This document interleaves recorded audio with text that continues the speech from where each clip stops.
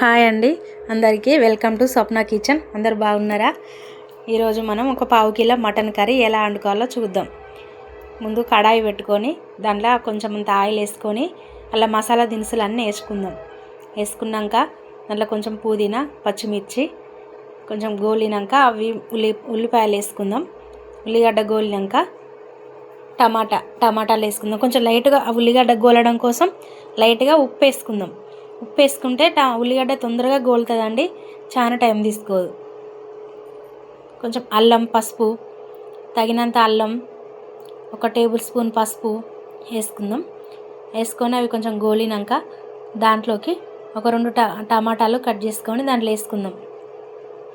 2 టమాటాలు వేసుకొని ఒక 10 నిమిషాలు మూత పెట్టుకుంటే అవి కొంచెం మగ్గినాక మనం ముందుగా ఒక పావు కిలో మటన్ కర్రీ కడుక్కొని దాంట్లో వేసేసుకుందాం. ఇప్పుడు చూడండి, టమాటా గ్రేవీ అయింది. దాంట్లో ఈ మటన్ వేసుకుంటే చాలా బాగుంటుందండి. టమాటా గ్రేవీ మొత్తం మటన్ ముక్కకు బట్టి చాలా టేస్ట్ ఉంటుంది. ఒక 10 నిమిషాలు మనం దాన్ని మగ్గించుకుందాం. చూడండి ఎలా ఉందో.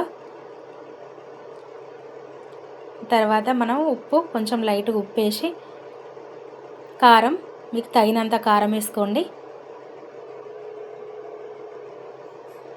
ఒక 10 నిమిషాలు మనం మూత పెట్టేసుకొని తర్వాత వాటర్ యాడ్ చేసుకుందాం.